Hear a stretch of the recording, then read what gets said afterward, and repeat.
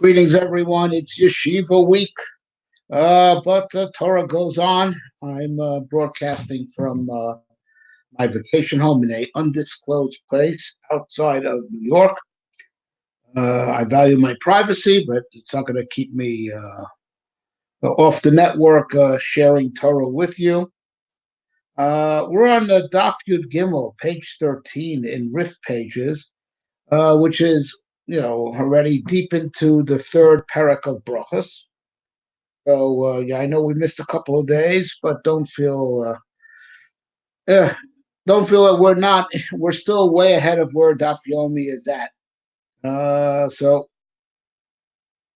without without further ado, let's just recap what we last dealt with.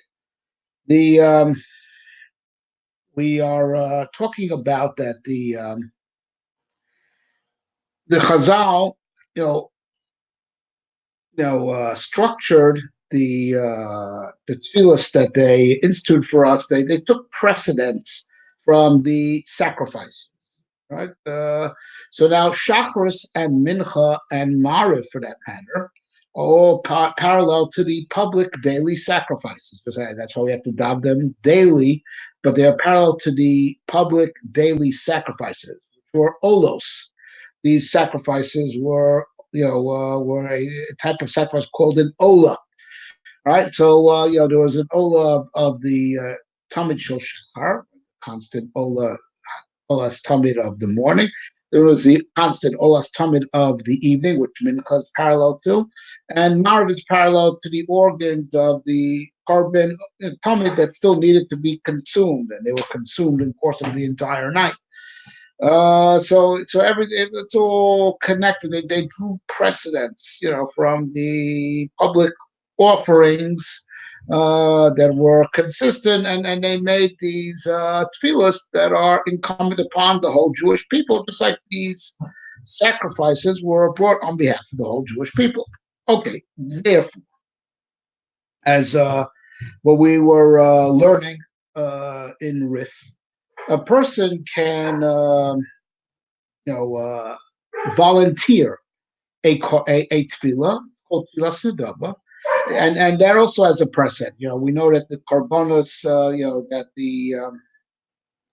that were the basis, the precedent for the prayers was a korban ola, the olas tamid. Okay, so there's such a thing as a yochid being misnadev olas yochid, right? The single individual could volunteer a olas nedava, right? A korban ola. It's an ola also, and so just like a person could volunteer a korban ola, a voluntary korban ola, so also you can make a filas nedava, just a parallel to olas nedava, filas nedava. Okay. So, Chazal were very strict about these criteria.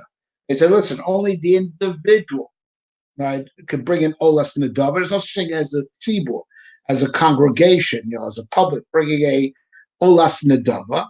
Right? They only bring the korbanos chol. They only bring the public as a public only brings the obligatory korbanos. Right? They cannot bring. There's no such thing as an olas nedava of a tzibur, public, right? So also, therefore, right, the public cannot do a tefillas nedava. We can't say let's make a minyan and we'll do a tefillas nedava. Let's make no. Only a yochid. Right? It's only the individual to bring just like the individual could bring a olas nedava and not a public. So the individual may volunteer a tefillas nedava, but not a public. That's number one. Number two is that let's say what the on Shabbos. Well, let's just jump ahead to what's universal. Right? Let's say I want to daven tefillas nedava, but what I want to do as a voluntary service. I want to do an extra tefillas musaf. It's Rosh Chodesh, let's say Rosh Chodesh, and on Rosh Chodesh we could bring in olas nedava. So I want to do a tefillas nedava on Rosh Chodesh. It's going to be, and the one which I want to volunteer davening an extra musaf of Rosh Chodesh. Right, because a yochid cannot be menadev a korban musaf. The individual cannot volunteer a korban musaf. It's olas nedava, but not a korban musaf.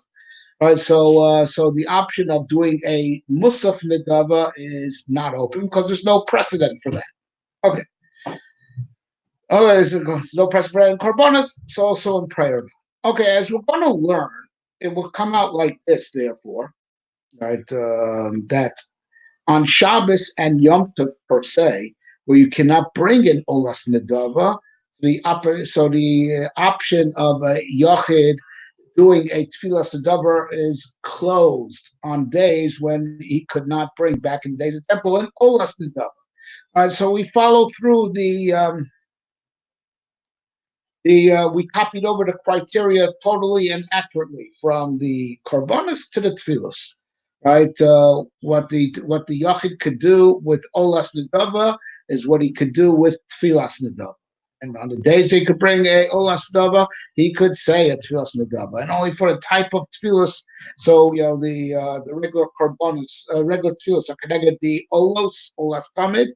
There's an olas nedava, right? But there's no such thing as a musaf nedava. So there's no such thing as davening a musaf bin nedava.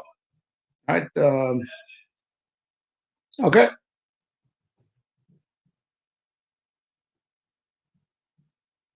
And so, okay, so as we're going to learn, that's also on the days. All right. So this is the discussion we're in the middle of. Fine. Without further ado, so we're like already almost a quarter way down on Yigma Amid Aleph in Rif pages. Rav Yehuda Amar Shmuel Amid B'Tfil Niskar Shekvar Spalel Posek Afil Bemtza Bracha. That which Rav Yehuda said in Shmuel. Let's say you're davening, you're in the middle of davening Marav, and you are, so you're davening Marav, and then you realize, I was at a wedding earlier in the evening. So let's say you're davening Marav at your regular 10 p.m. minyan, right? And then out of habit, you went there, you started davening in the middle of the Marav Shmon Esrei, which you began saying as a Marav Shmona. So you realize, wait a minute, I was at a wedding, and they daven Marav at the wedding, at 7 p.m. whenever, and I daven Marav already. You stop immediately as soon as you remember that. You stop even in the middle of a bracha. Right? Right? Stop immediately. So the obvious question is, if it's a regular weeknight and it's a regular Marav, why can't you make it in a dava? Right? That's the obvious question here. Right, I mean, it's the unwritten question that the Rif is coming to address. Right, why can't you just convert it into a tefillah sedava? Okay, I started it thinking that it's Marav. Now realizing I got Marav already, but a weeknight Marav is the type of tefillah I could also give voluntarily. So why do I have to stop it? Let's convert it into a tefillah sedava. Mefarshil Rabbanon, called she's called tefillah so died to the chova, but shachach shekvar spalo, v'amaz spalo died to the chova, but niskar shekvar spalo. Posek vafil b'emtzo bracha. Im bal gam tzak mishikrev shnei tvidim b'shachar shover mishum bal toises. Afikach posek vafil b'emtzo bracha. So says the Rif that the rabbis have dealt with this, and they explain, no, this didn't review on Marav, it does not dispute the idea of tefillas nedava, but it's saying like this: the problem is that you already commenced the Shmona Esrei, right? Thinking that it's a chova, thinking that it's obligatory, right? So now, so that was the basis of the Shmona Esrei. So since it started off that way, that remains its nature. So you cannot daven two obligatory tefillos. It's like offering an extra carbon tamid. Extra carbon tamid is Baal Taisef. The Torah said only 2 carbonos tamid a day, right? We may not add onto the carbon tamid, Baal Taisef, right? So since the base of this davening was that you thought it was your obligatory tefillah, you cannot now convert it into a nedava. Right. So now I want to walk something back. Okay. I said Marif, and I want to take that back. Okay, I want to take that back because Marif by institution was voluntary. So it's possible that maybe the halacha may have been different from Marif. The question is whether it is the same for Marif, even in this day and age. Now that we've accepted Marif as a being obligatory. So I want to walk that back. I want to leave Marv off the table because the exact example that Rif gives, which is very concrete, is it was either a shacharis or a mincha, which are parallel to the two sacrifices of the korban tamid per se. Right, so you started you davened already once, either shacharis or mincha, and you forgot that you did so. So you're davening again out of habit, and you already commenced the Shemona Esrei on the basis that it is the obligatory Shemona Esrei parallel to the obligatory korban. If you would finish saying that tefillah, right, which was begun on the basis of it being the obligatory tefillah, is as if you brought another sacrifice. You're only allowed to bring two korbanos tamid. You cannot bring two korban tamid shel shachar. You cannot bring two tamid shel ben arbai. And that's why you must stop immediately. You must stop immediately because it was begun on the basis that it is obligatory. And so that always remains the basis of that Shemona Esrei. So you're not allowed to complete it. You want to complete it as voluntary, but it started as obligatory, and you're not allowed to bring more than one korban tamid or more than one korban tamid shel ben arbai. And Chazal, like we said, copied over the criteria, to davening, whatever they said by korbanos, they put over by Shemona Esrei. So you're finishing your shmasa would be as if you brought another korban tamid shel shachar, if it was the second shachar.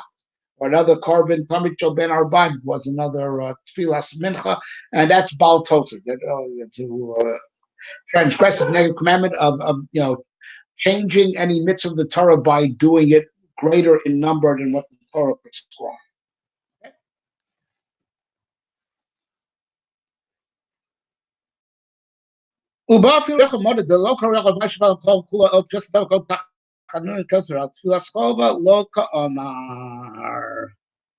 Right? And now this would not contradict the din of Rav Yochanan that we learned last time.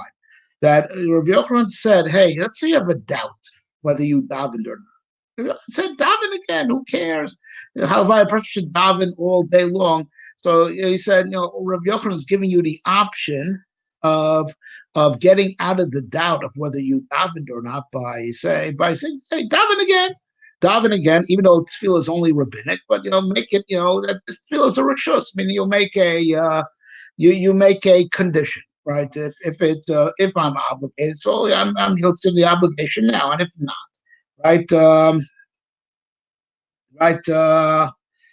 right, so I'm doing so, if I'm doing so as a nedava, okay. But Rabbi Yochanan would say, daven as many times as you want if it's a nedava. Right, it's not going to be a problem. Rav Yochanan, says that exactly in the case where you commence it with that in mind. That yes, if I'm not obligated, this isn't a daven. That is the whole basis and the context of that davening.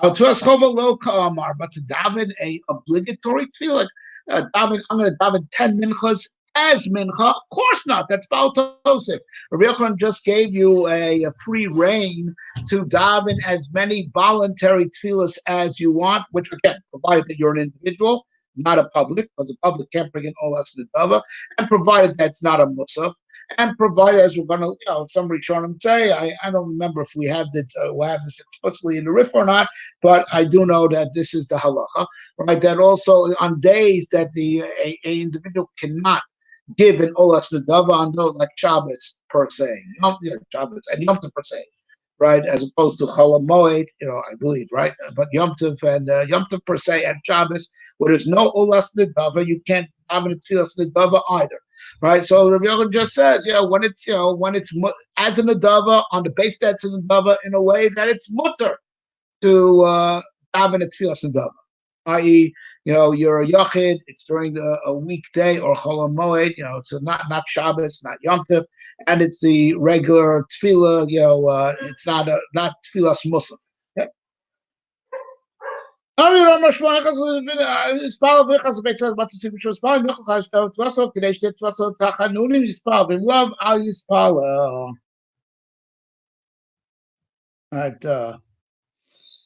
All right, so now another din of Rav Yehuda named Shmuel, a person davened already.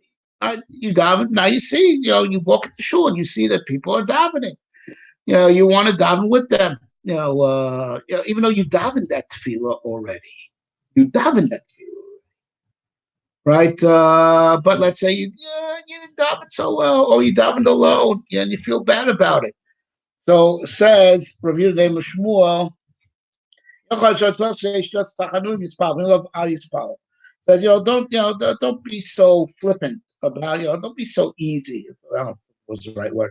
Don't be easy about making it a tfilas nidava. No, think about something, a personal request, that you would really want to daven for, that you didn't daven for in your previous tefillah, that you want to do over, you want to do mincha over, right? But it's, you say, but you daven mincha, right? So it has to be tfilas nidava, right? But tfilas nidava shouldn't just be, I just feel like it, so I'm going to say the exact same words I said verbatim the time. No, a tefillas nedava should be that supplications. I'm begging for something. There should be something that you didn't beg for in the tefillah. That you already davened. So this is the way we paskin that when you want to daven a rishus, be mechadish b'davar. Right? Don't let it be just a repeat of the tefillah you davened already. Right? Because how do you show that something coming out of Nidava? It's something voluntary that comes from the heart, right? So you think of something new that you want to beg for, you didn't beg for, and you insert it in the tefillah, right? But if you can't think of anything new you'd want to insert in the daven, you didn't daven for, and this just last davening that you just did, right? That you already yotze, then don't daven. The person should be very careful about tefillas nedava, not just because you feel like it. No, not because you feel like it, but because there's something you're begging for that you didn't beg for in the tefillah that you have already fulfilled, and that's the halach. Amar Nachman, Kevin Beirav Baravua Iban Halif Bnei Beirav the toe Matchil B'Tu Aschol B'Shabbos Mal Shigmor. Amul Gomer Kol Also Bracha. Right. So we have the first Shiloh, and this happens to us. Right? The rabbis, the Talmidei Chacham that are very well versed in prayer, and they just rattle it off because they're just so it comes out of habit. It's Shabbos, but you start saying Ata Chonei Lodam Das. You begin saying the tefillah of Chol. What do you do? What do you do? So you catch yourself in the middle. And you're in the middle of a bracha, kashir shavteinu, whatever it is. You catch yourself in the middle of a bracha. What do you do? Right? So, Gomer also bracha. Right? So it says she finished the whole shema. I said, no, just finish that bracha and then go back to davening. But you can finish that bracha you're in the middle of. The bedu the boy that says you want to ask her, b'shul kol Shabbos lo tchor rabbana. Right? Because the truth is like this. There's no, the Shemona Esrei is parallel to the Korban Talmud that they brought on Shabbos also. And there's no reason why you shouldn't be davening 18 brachos, except for the fact that the Rabbanan wanted to give you a break on Shabbos, and they say they weren't matriach you. They didn't want to, force you to say 18 brachos. They gave you a discount. On Shabbos, it's 7 instead of 18. And now it's 7 instead of 19 because of the Malshin. So really, if not for the fact that the Rabbanan gave you a discount, right, you would be davening the full Shemona Esrei on Shabbos also, and therefore that's why it's not a bracha of Atola to finish that bracha. Right, so finish the bracha and that's it, and then stop, and then move over to Shabbos. But you do finish that bracha that you're in the middle of. Right?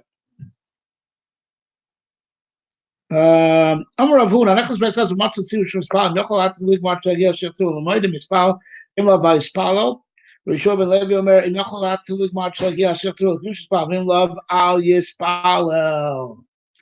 Right, so now you come in Chila, you come into shul late, right, and they started Shmona Esrei already, right? So now,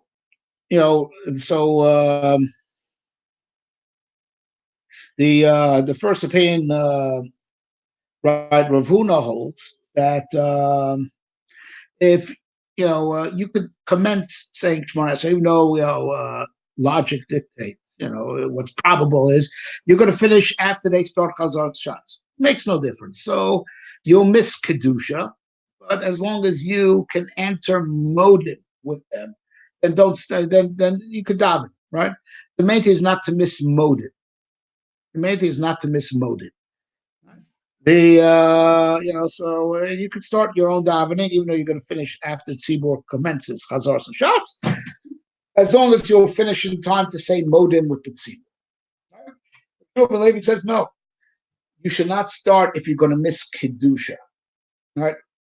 Not start if you're going to miss Kedusha, right? So, and therefore, that people have to be careful about this. A lot of people are not aware of this. This is the halacha. You should not start Shmona Esrei if you're going to miss Kedusha, right? Because we're going to explain again, we do possibly with Shur ben Levi. All right, I'm jumping the gun, but the Rif will explain with possibly. But it says, you shouldn't start. So what do you do, by the way, is that you could start, and this is what the custom is also, and this is what's brought down the poskim, is that you start saying Shmon Esrei together with the Chazin's, Chazar Sashatz. You say it with him word for word for word. That you could do, because you will also say Kedusha with him, together as if you're the Chazan, right? Because you're saying Kedusha with him in.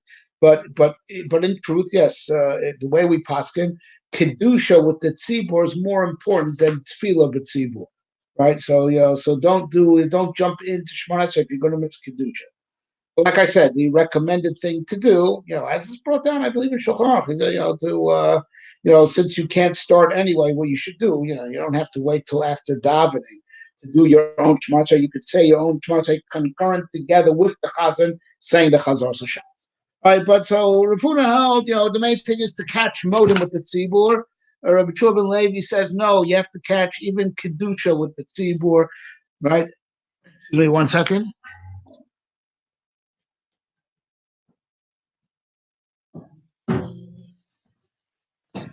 Sorry about that.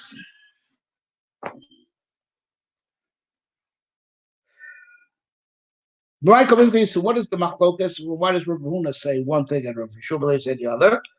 Rav Huna savar yachid omer kadosh, Rav Levi savar ena yachid omer kadosh. Rav Huna holds that even the individual could say kadosh, right? He could say kedusha even without a tzibur, right? And but not modim. Modim, saying the modim of the tzibur, he would miss out on.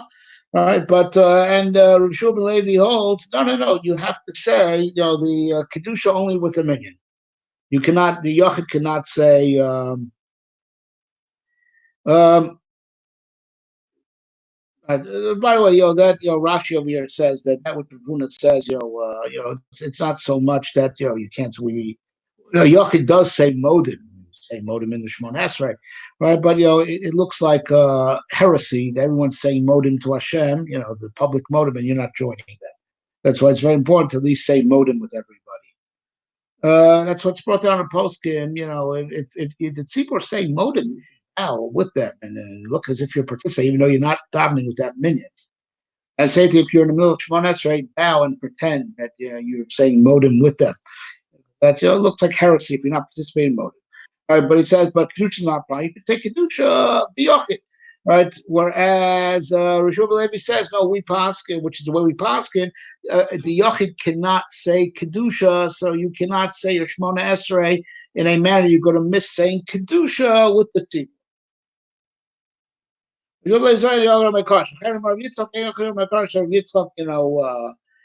Double down on Rabbi Yehuda ben Levi's opinion, which indicates that that's the halacha, that the yachid cannot say kedusha, and therefore you should not, right? You should not commence your Shemona Esrei in a way that you're going to miss kedusha with the tzibur.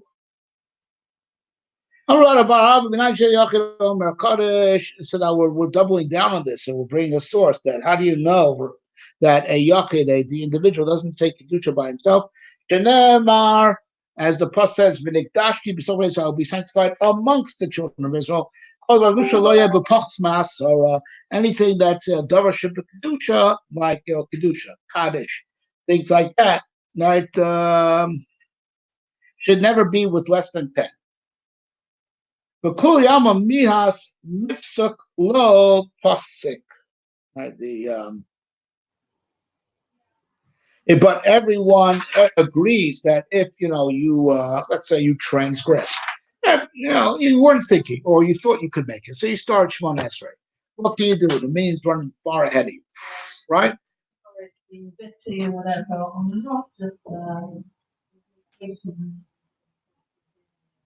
Right. Right. So let's say you missed it, right? You're in Shemon Esrei when the tzibur hits kedusha. Right, so whatever it is, whether you miscalculated or you find yourself you're davening in a million faster than you anticipated. You didn't think they'd daven so fast. So they hit kedusha. You're still in the Shemon Esrei. You do not interrupt your Shemon Esrei to answer kedusha. What can you do? Right, you miss kedusha. Right, so you don't stop. Not for kedusha, not for motive. And say that even though Yeheshmei Rabam Vorach La'olam La'ome Omaya is a very important praise, like is brought down at various places in the Gemara, right? You also don't interrupt your Shemona Esrei to say Yeheshmei Rabam Vorach. But by the way, it's brought down in Rishonim by both these things, Kedusha and Yeheshmei Rabba. The opinion of Rashi is right that that you could like stop and listen. You're not allowed to interrupt and speak, but you could stop and listen, and shomea kaona, and your listening will be as if you said it. So that is an option. So even though you cannot interrupt your Shemona Esrei, not for Yeheshmei Rabba, and not for kedusha, you do have, according to some Rishonim, you do have the option of just being silent and listening, and you can get rewarded from heaven, as if you said it. Right? There are those who hold that way. Tosfos doesn't hold that way, right? But there's a shita of Rashi that holds that way. Okay. But either way, do not actually interrupt your Shemona Esrei, not to answer, not to answer kedusha, not to answer Yeheshmei Rabbah either. All right. So now we're talking about these, Once we mentioned Yeheshmei Rabbah, we're going to bring Riv's going to bring from other places in the Talmud how great that praise is. Right, right, so the Parakos, which I believe is the 16th parak of Shabbos. Oshua ben Levi said, Shel Ayin Shana. Right. Anyone who answers Amin Yeheshmei Rabbah with all his strength, which there are multiple opinions whether all his strength means literally out loud, which some do. So some Rishonim say with all your kavana. You could there's no harm in doing both opinions if you're in a big minyan. So anyway, Yeshua is going to be very loud. You won't particularly stand out and look like a lunatic if you say Yeshua Rabbah very loud, because everyone's saying it out loud anyway, right? But the most common understanding is that Chol means with all your kavana. But there are those that actually say, take it literally, they should say it as loud as you can. Right, put all your strength into it. Like I said, in a big minyan, wouldn't be a problem to do both options. Okay. So now, but if you do, so in the merit of that, of saying, Yeshmei Rabbah with all your strength, they'll rip up any type of decree against you, even up to 70 years forward. Right? What it means up to 70 years is, I'm not so sure exactly, whether, you have 70 years credit, or if it was like a severe, like you did something really bad. And so now there's something, there's like a 70-year edict, like a 70-year sentence upon you, which means you must have done something really bad, but nonetheless, say Yeshmei Rabbah annuls it. Right? It annuls that decree against you. Whatever 70 years means comes to add. And Shneimar, right, as the pasuk says, from Shir Pros Yisrael, right? We rip up any praos, rip up any bad decrees, any bad things that may happen to the Jewish people. And what's the reason? right? My time, what's the reason? As the pasuk goes on, Mishum, as the pasuk goes on, the Baruch they blessed Hashem. So tremendous blessing of Hashem, rips up any decrees against the Jewish people. Kasim Besotas Manchash Sibor Modim, Omaim Omri Macharav, Modim Anachnu Lach Hashem Kenu, Ashanachnu Modim Lach. Right. So now, as far as the modim that the Tzibor says, the modim de Rabbana that we say in Shliach in the Chazar Sashatz. So the Rif now brings the Gemara and Sota that establishes the Nusach, because we spoke about modim over here. So the Gemara initially said, that you say Modim Lach Hashem Okeinu Hashem Lach, we thank Hashem, and that we do thank you, which is indeed part of what we say, but it's not all, and that's what the Gemara goes on to say. Shmuel Amar Hashem Okeinu Kol Basar Hashem our Lord and the Lord of all flesh, which indeed we all say Asher Nachtu Modim Lach. All right, so he inserts Okeinu Velkei Kol Basar. Right? Right, and Rav Simai said, and you should also add, which we induce indeed also say. Right now, and Rabbi Simai said, you should also add in Brachos Vados Shimcha Agro Al Shechisanu, blessings and thanks to your great name that you have given us life and sustained us, which we do indeed say. Ravacha b'sayim ba'achi kenchais chaim yitzchak katzenu tabes kosei chatz kochecha shmocha chatz kochecha laz al shenachnu modim lach. And Ravacha he added even more, and he said you should end off right after, right. So also you should further give us life and have grace upon us, and gather in our exiles to your holy courtyards, to keep your laws and to serve you and to do your will. And then, insert that also before you end off Ashach Monim Lach. Rav Papa, right? Rav Papa then came, I guess, presumably he was the last, amongst the string of Amoraim, the last, and he said, you know what, say everything. Say what everyone suggested, which is indeed what we do. The name Achi, and we say as follows, the Rif is giving his nusach of what's paramount, roughly, Modim Draban as we know it. And right,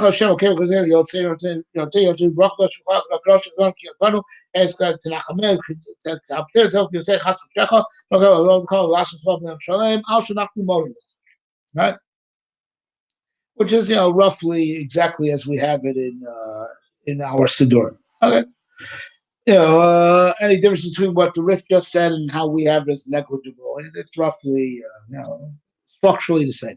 Amar of Papa, Kosa Rabbeinu Haigon, the Minhagad Rabban Kar Shebekish Vachach Tzibur Matzi Balachash, the Ma'akad Sir Mitzayim, the Kapos Shiluр Matzah Shensas Aita, Rishikad Tzibur Musa Balachash Mani Kedusha Badi Tzibura. The Shopper Dom 11 Haki, the last part Saka, right? Right. So this is what I said before. What I said before is already as ancient as Rav Hai Gon.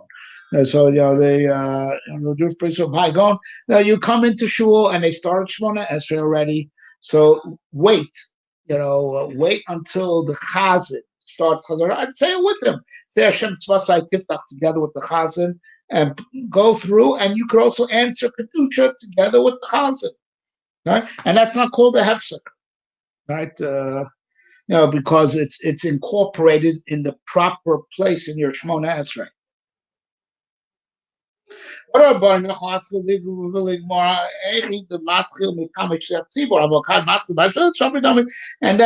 don't think that this contradicts the Gemara in any way. It said don't start unless don't start. If you can't make kedusha, that means don't start alone. But to do it together with the shliach tzibur, like we said before, is for sure okay. So that eitzah, doing it word for word together with the chazan, is that eitzah is as old as Rav Hai Gon. Okay. Right. So now we're back in the Mishnah, in reference to the Mishnah rather, where we're talking about a Baal Keri, a person who had he had an emission of seed, right? Makes a difference whether it was in course of intercourse or, God forbid, not in the course of intercourse, right? Whether he had a dream, makes no difference.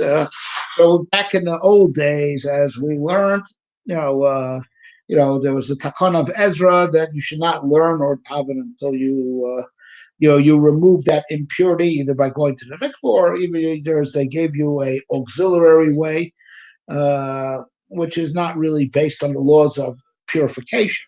It's just its own thing.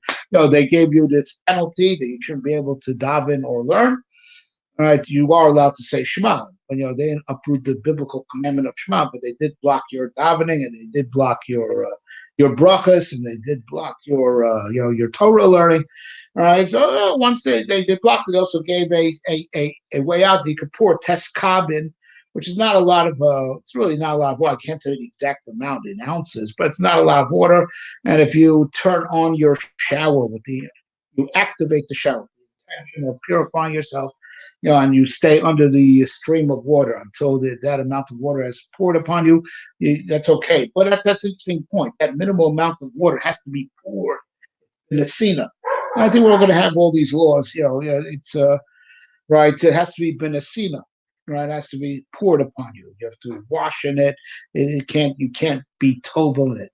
Tefillah immersion only helps for 40 saw, right? Like a mikveh. This is a special halacha of being poured, and even though there's no, it doesn't make a difference in the laws of purification, like reading truma, meiser, kachim, right? You're far as having tes kabin poured upon you, you're just as impure as you were beforehand.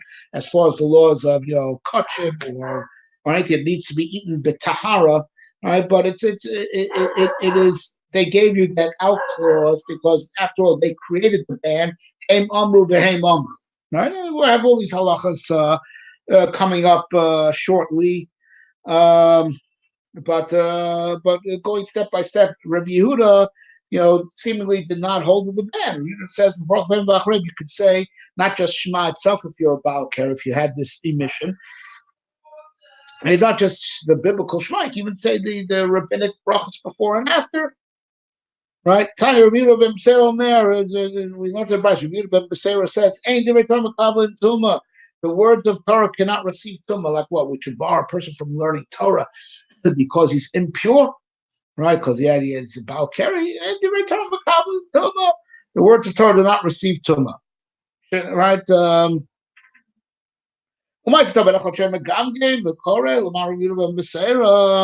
And now there's a story to back up this opinion of Rabbi Yehuda. They back up with a story that there was a student that was he was in the basement of Rabbi ben Beseira. It was like he wasn't really saying that. You could tell he didn't really want to say the words of Torah. He was faking it. It was clear he was faking it now, and Rabbi Ben must have figured out why. Why is the guy faking it? He must be a Baal Kore, a Baal Keri. Baal Keri, he had his mission. He's not allowed to learn, and that student thinks he's not allowed to learn. Right? Right, so he was like slurring his words, reading above Rabbi Yehuda ben Beseira, on top of Rabbi Yehuda ben Beseira, Amalo.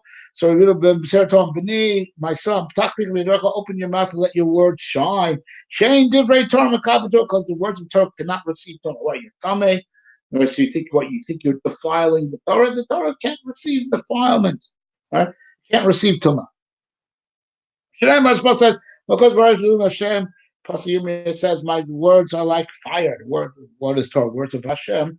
All right, my words are like fire. My Hashem, just like flame, cannot receive impurity and cannot receive tumah. Now, the Torah comes in tumah, it's also divrei Torah cannot receive tumah. Right? So now, what is the halacha? Right? So Amar Rav Nachum bar Yitzchak. So Rav Nachum bar Yitzchak said, no gama ketlasu sabe. Right? The world, Klal Yisrael conduct themselves like the three elders. Right? They accepted the custom of the ruling of Rabbi Yehuda ben Beseira as far as divrei Torah, right? That they when we learn Torah, even if we're impure for being a Baal Keri, right? Even if you didn't do anything, not tes kabin, nothing, no remedy. We're going to have the halachas of remedy in just a second. right? But, this is what Review of Sarah was saying. Even if there's no remedy, you couldn't even do test carbon, right? Let alone couldn't do a mikvah, right? You still learn Torah anyway because ain't different Torah carbon tuma, right? Right? The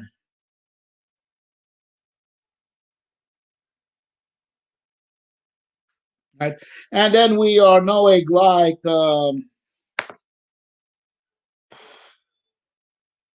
Right? Rabbi Yoshua B'Kilai, we do like Rabbi Yoshua B'Kilai. The Rosh said the problem of Kilayim of Kilei is not. You have to. It's only a problem of Kilayim. The biblical prohibition if it's b'mapos yad that you have three seeds. You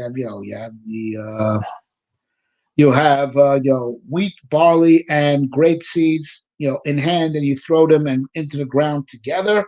That's only then you are over on you are guilty and liable for whatever lashes presumably for being over the negative commandment of planting kilayim. That's being that so Ita, Saora, and Chartzim. You have a great pit and and a wheat kernel and a barley kernel all in hand and throw them in earth together. Mapol yad, right? So we accepted that ruling that's the only way that you are really really guilty of the biblical prohibition of planting kilayim.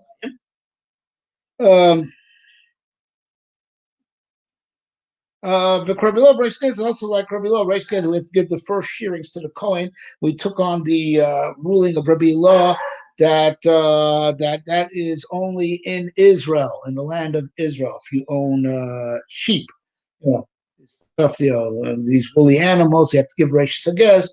A person who raises sheep in Chutz La'aretz does not have to give the first shearings to the Kohen. Okay. But the main point over here that interests us, in our sugya is that we rule like Rabbi Yehuda ben Beseira. So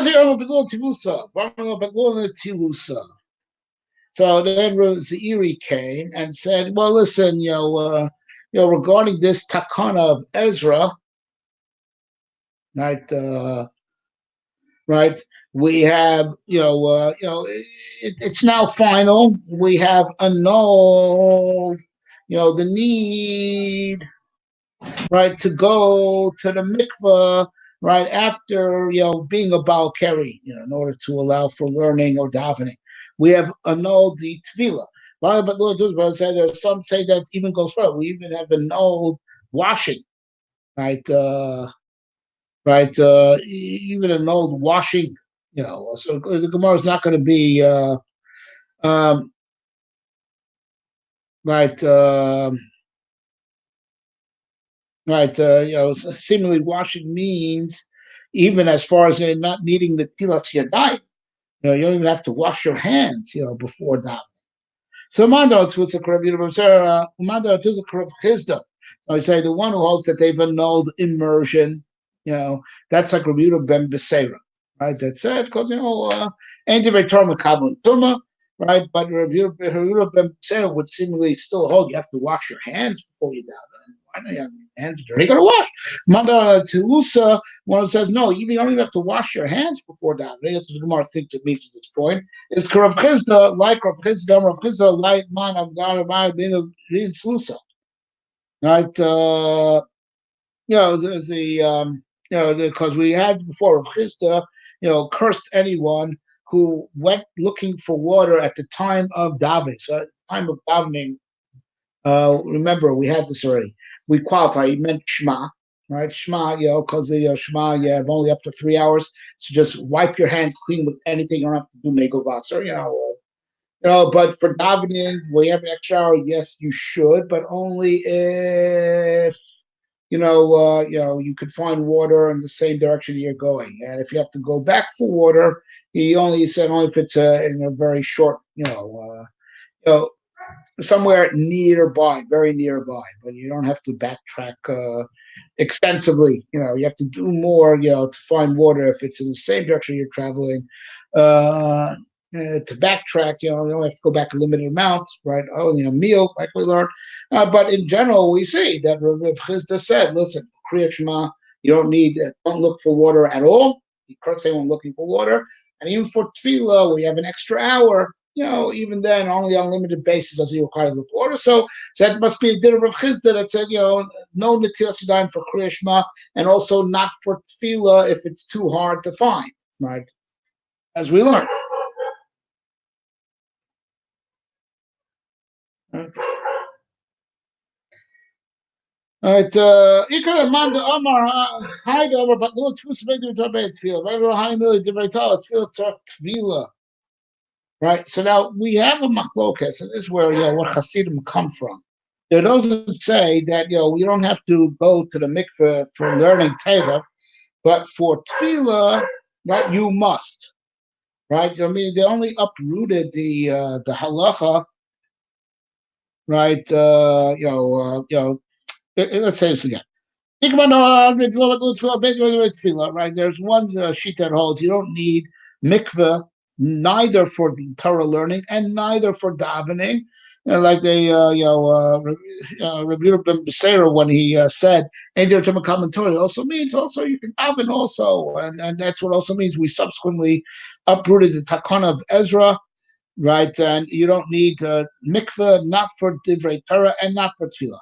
Because I know how many divrei Torah, tefillah, tzorch tefillah, v'at tefillah, dafka kitzur tes kabin. Right, right. But there's there's some priests that hold that it's only for davening that we say black on white, that it was uprooted, right? It's only for I take it back, only for learning Torah it was uprooted. Right? Even though they're those who are very makbid to go to mikveh before learning Torah, lamase, the consensus is that for learning Torah, regular Torah pshat, regular mikra, mishnah, Talmud, you do not need to wash at all. But for learning Kabbalah, because it needs a great deal of purity in order to be zocher understand it, one should go to the mikveh. But that's the proper thing to do. Proper thing to do, right? But but principally speaking, right, for divrei Torah, one does not need to purify himself after having a emission, right, with a mikveh. But for davening, yeah, and also for davening, both. The first opinion is that neither for divrei Torah, neither for davening does a person need to go to the mikveh or purify themselves in any way. But this is where Hasidim come from, is what I meant to say. There are those that hold that for divrei Torah, that's when they uprooted the need to purify yourself if you had an emission. But for davening, you still do need purification. Right? So now you don't literally need to go to the mikveh, right? You don't literally need to go to the mikveh for davening, even though that would be nice. That's what Hasidim try to, do this in the best possible way. So, but as we said before, we mentioned one could wash with 9 kabin of water, and that is sufficient. Also, Rabbeinu Haigon, the Gemara Laham Milsa. The Gemara Leka Baham Milsa, Nakot Mina Kol Yisol Shekol Bakar Api Chelem Mine in its found Achi Yirchatu. Says Rav Hai Gaon, right? Right. Right. Says Rav Hai Gaon, since the Gemara never solidly resolved this issue as far as davening, whether you do need purification or not. Right, whether purification of mikvah or the pseudo purification of 9 kabin that Chazal instituted, since the Gemara never ruled one way or the other, whether it was the Takana of Ezra was uprooted as far as davening, right, and so it may be that davening does require at least the pseudo purification of 9 kabin. We don't know, right? So it says of Hagon, just go with the minhag of Klal Yisrael, which was somewhere in the middle, like a compromise. Don't daven until you wash. Now, presumably it means 9 kabin, but it's not specified, not here and not in the Rambam. The Rambam copied down these words of Hai Gaon as they are written here in the Rif verbatim. He says literally, so the minhag, as Rav Hai Gaon says, go with the minhag. And it says that the minhag of the Jewish people is not to daven until he passes his whole body in water. That's the words of the Rambam. Passes his whole body in water, which could be read, you can read it very strictly going to the mikveh, but that can't be, because that would be, we have a question whether it should be test kabin or nothing, and why should it be like going to the mikveh mamish, right? What makes more sense is that, just to, wash your whole body if you don't have the whole 9 kabin, which is also, the literal words, mayim, if they don't have water, meaning not absolutely no water, means a little water, and they should wash. They should wash. The Rambam copied down literally as it is here, which could be understood that, since it's a doubt, we can be a little bit more lenient and maybe not 9 kabin, even less. That's what it sounds like from the Rif. That's what it sounds like from the Rambam. But you ask your local Orthodox rabbi. It should also be pointed out that there are some Rishonim that I've seen that take it even more lenient. That, okay, you must wash. Doesn't mean wash your whole body, right? The Rambam says wash your whole body, right? The Rif just said wash. The Rambam takes it kol gufo. And so if you have even less than 9 kabin, just wash your whole body, right? Or take a plunge in a pool that doesn't have 40 sod. It's not a kosher mikvah. That's the literal reading of the Rambam, but the way the Rif, reads, does fit with what I've seen in other Rishonim, that if you really have very limited water, at least wash your private parts. The part, we had the emission, and at least wash wash, literally, just wash. There are those Rishonim who hold that way. Ask your local Orthodox rabbi. Okay, thank you very much.